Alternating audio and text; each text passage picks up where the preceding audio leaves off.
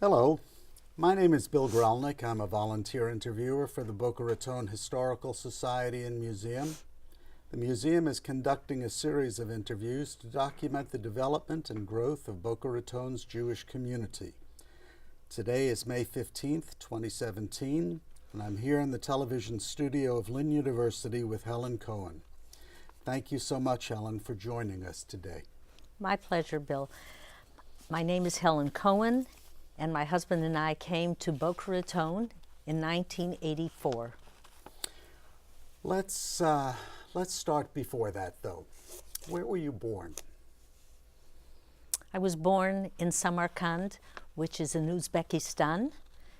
When I was born, it was part of the Soviet Socialist Republic, and it is now an independent entity. If, for those of us who are geographically challenged, near Moscow, far from Moscow? Far from Moscow, Central Asia. Central Asia. And how long did you live there? We lived there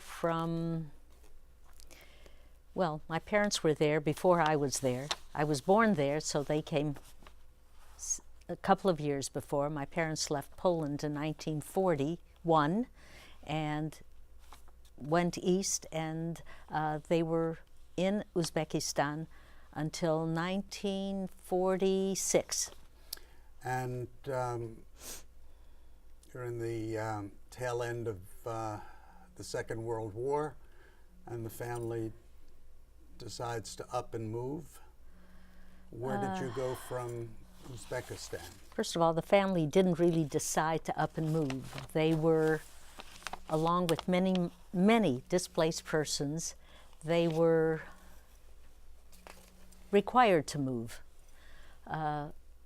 They wended their way back to Poland in transition and ended up in Germany. And we were in Germany. At that point, I was already born. I was born in 1944. And we ended up in Germany, lived in Germany until 1949. And from Germany? Came to the blessed United States of America. And where did you take up your first residence? Officially in Cleveland, Ohio. And for how long? We were in Cleveland until I got married and moved away. I didn't move away right away. We lived in Cleveland for a year, my husband and I, and then we moved and actually came back for another 2 years, and my parents stayed in Cleveland until I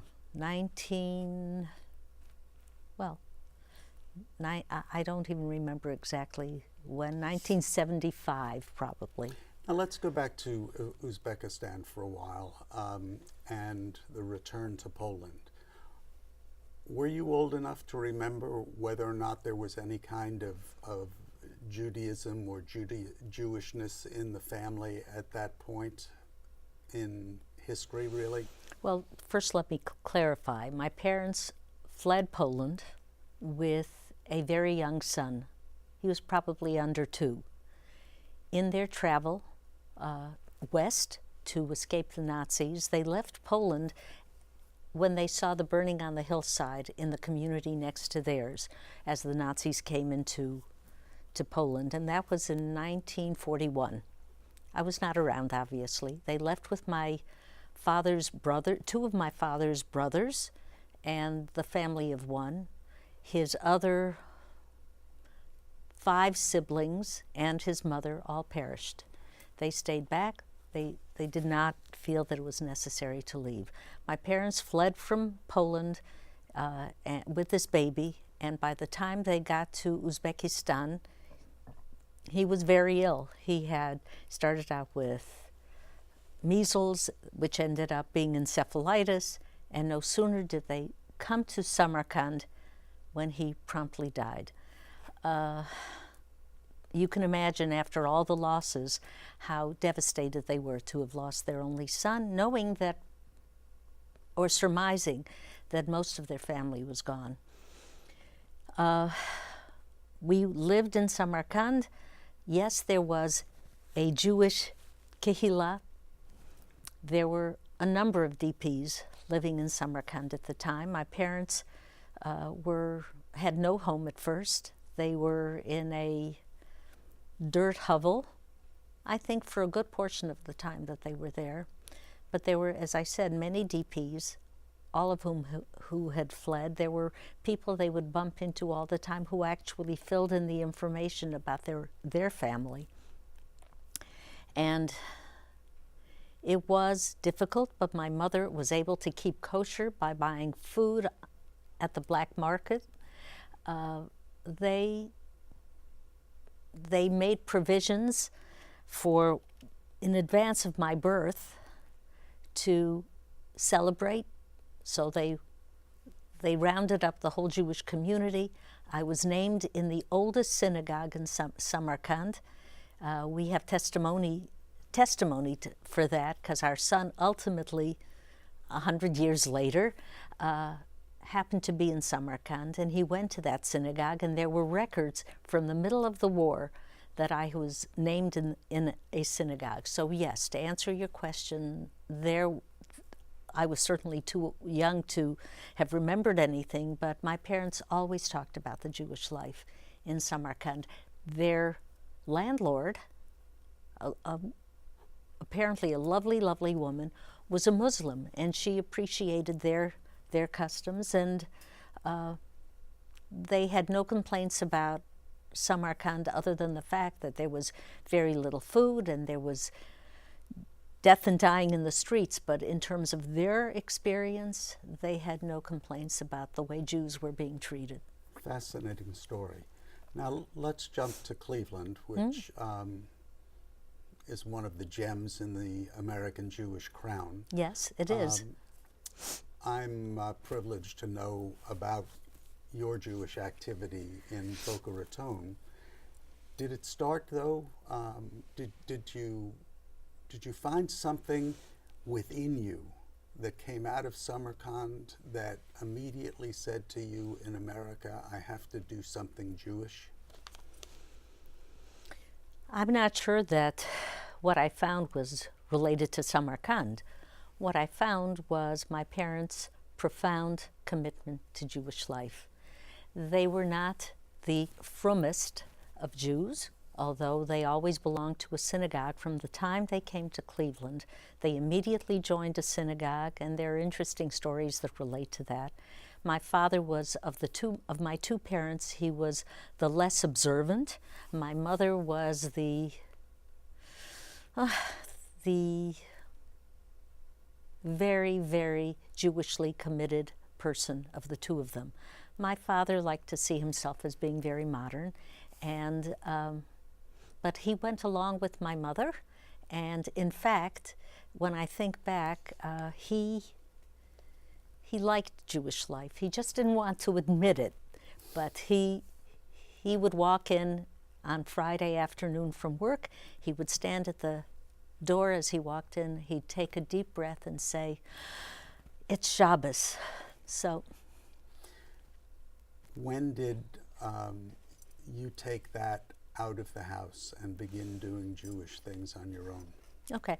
When I was in college, I started teaching religious school at the largest conservative synagogue in the United States, I believe, at that time, Park Synagogue in Cleveland. And it was a job that I enjoyed. I was, in retrospect, probably too young to appreciate how really wonderful it was. But it was a great job. It made me feel connected to the Jewish community.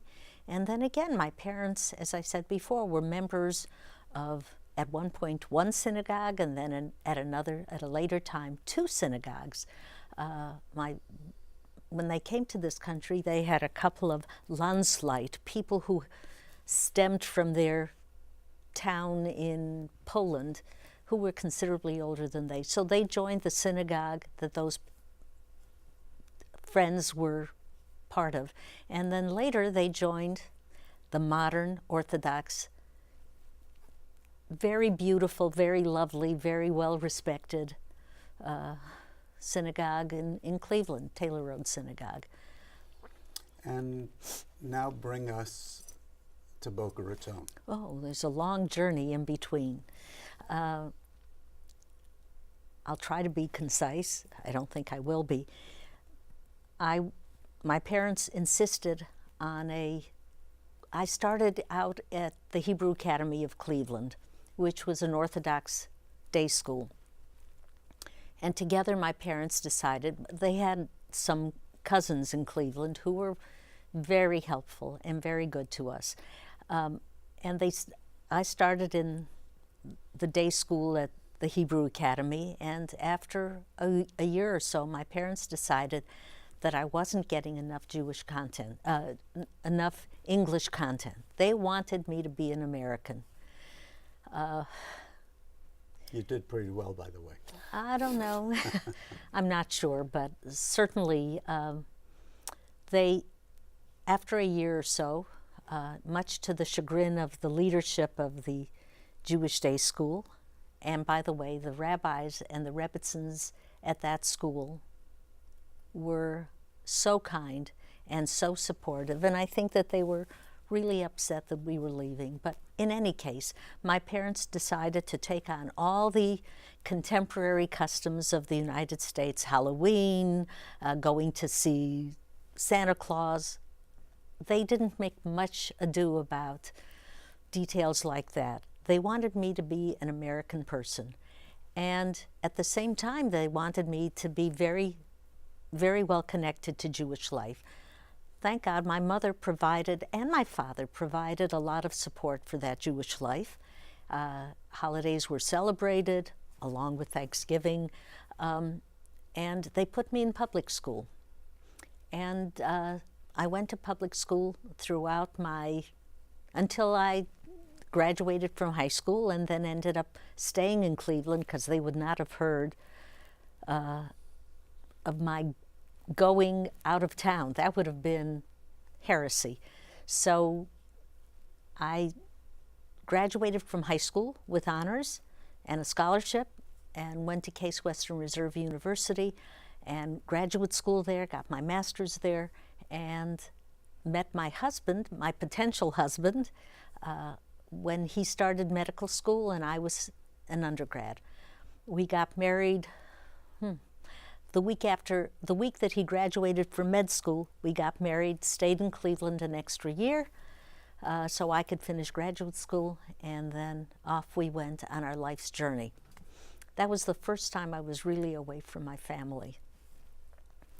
We moved to Connecticut so he could finish his residency, came back to Cleveland for 2 years so he would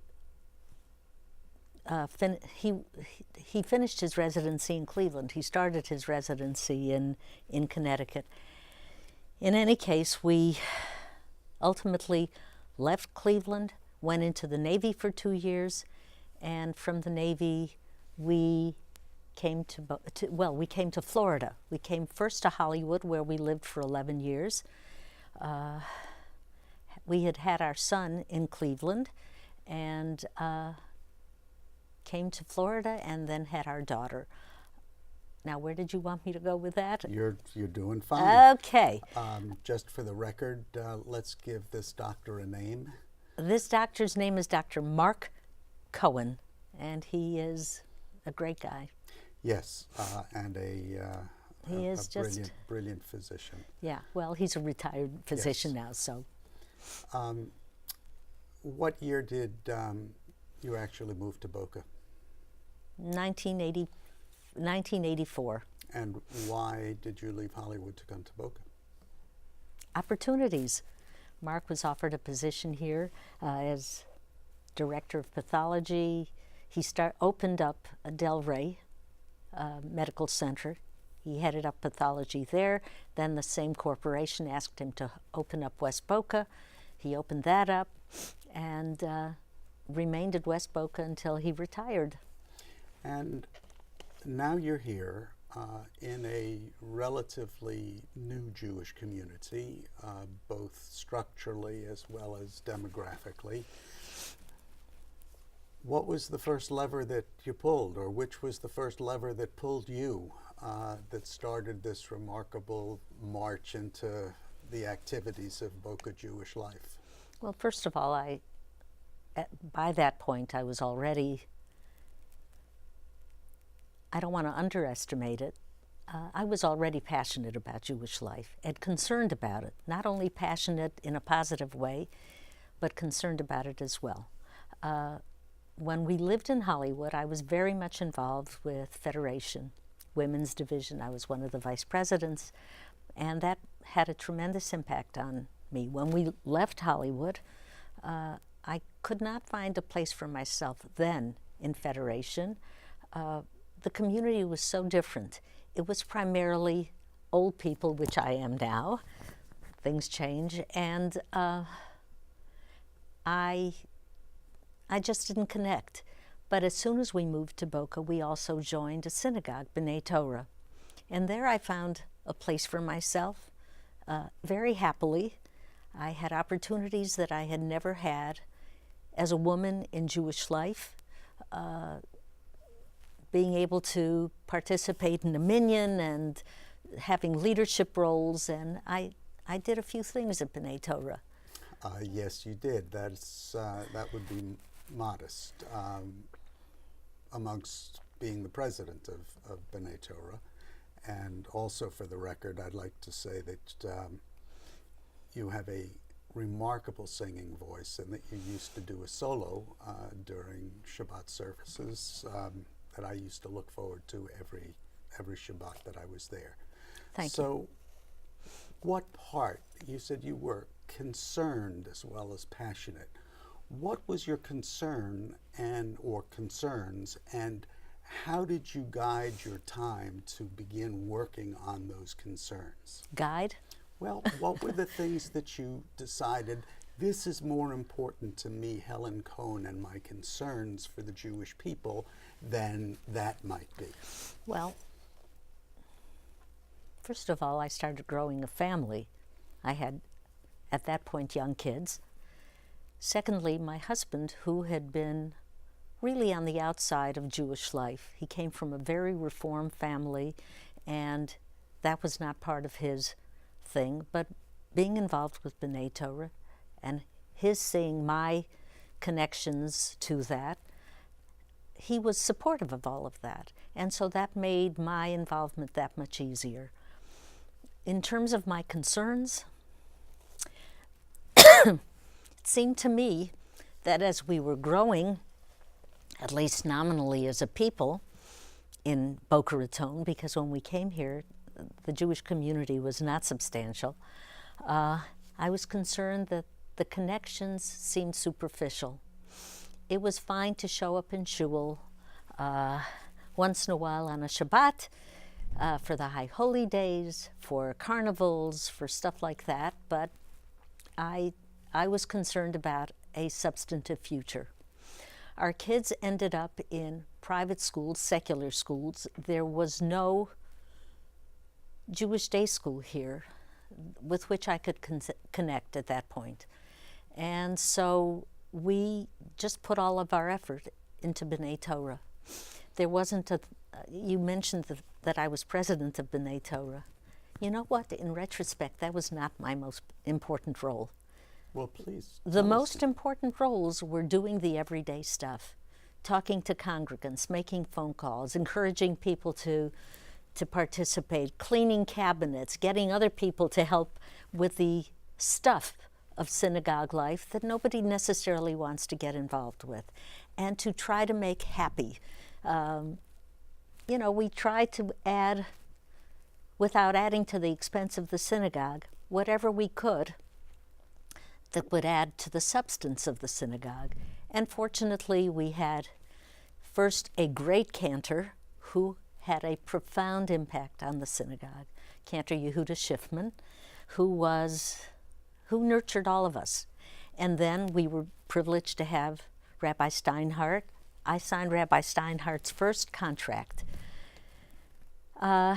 So that kind of religious leadership, and we had great lay leaders, people who were willing to roll up their sleeves, who were willing to do anything that they were asked to do and volunteer to do well beyond what they were asked to do. So the times were very good, and yet it was such that I could stand back and evaluate what was working and what was not working.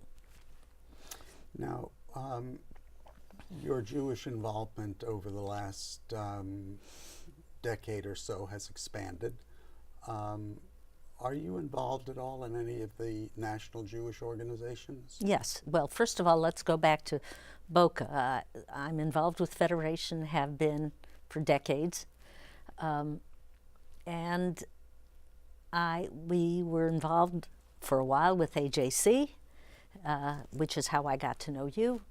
And we have been involved for a very long time with AIPAC. Why AIPAC? Because we are, both my husband and I, are very, very concerned about our relationship, this country's relationship with Israel, and what it portends to. It's not only having a relationship with Israel, but evaluating what that relationship is like. So we are committed to AIPAC. I hope we always will be. We're committed to our current synagogue. Several years ago, I think it's about 6 years ago, we started out having a dual commitment to 2 shuls, obviously B'nai Torah for many, many years, and then we also took on Boca Raton Synagogue when Rabbi Brander was there. And our Jewish identity has evolved some. So we are now members only of Boca Raton Synagogue. We have great affection for Rabbi Steinhardt and Rabbi Englander at B'nai Torah, but we are also very, very committed to Rabbi Goldberg and Rabbi Moskowitz at Boca Raton Synagogue. And we appreciate what is happening there. And for the record, many different kinds of people will be listening to these tapes, so let's just say that AIPAC is the American Israel Public Affairs Committee. That is correct. And it is the principal lobbying group for American Jews on behalf of Israel and the Israel-American relationship. Yes, and because it is a lobbying group and not a nonprofit, it has the ability to say things and do things that tax-exempt organizations do not. Right. So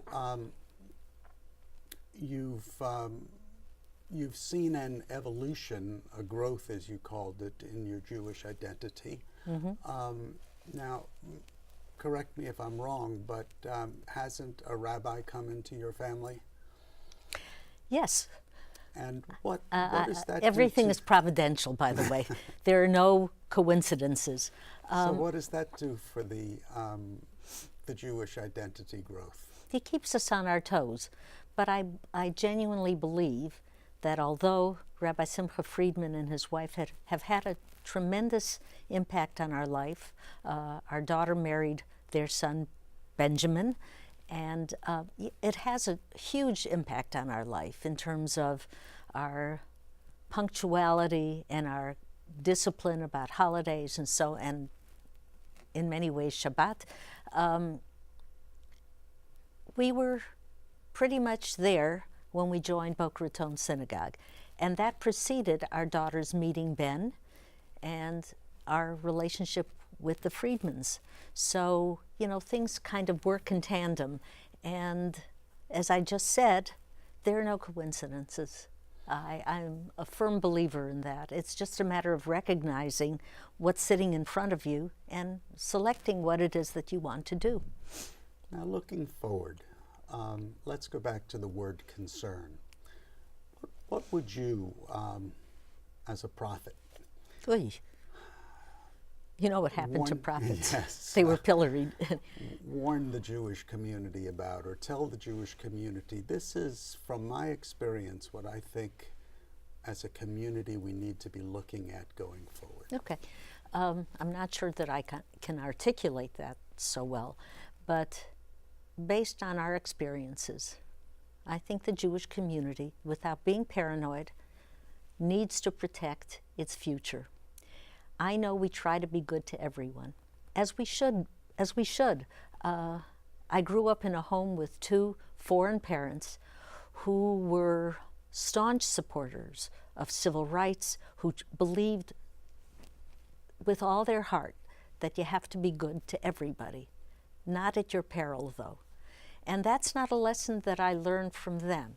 That's a lesson that my husband and I think, have acquired as we have matured as adults, because the times now are not what they were when my parents came to this country. My parents, when they came to this country, saw no flaws, and they remained that way. But Mark and I are concerned about a future. Mark and I are concerned about the future of Israel. Mark and I are concerned about the future of the Jewish people. All you have to do is look at statistics and say to yourself, what does this mean? We have every advantage in the world. We have every opportunity in the world. And we keep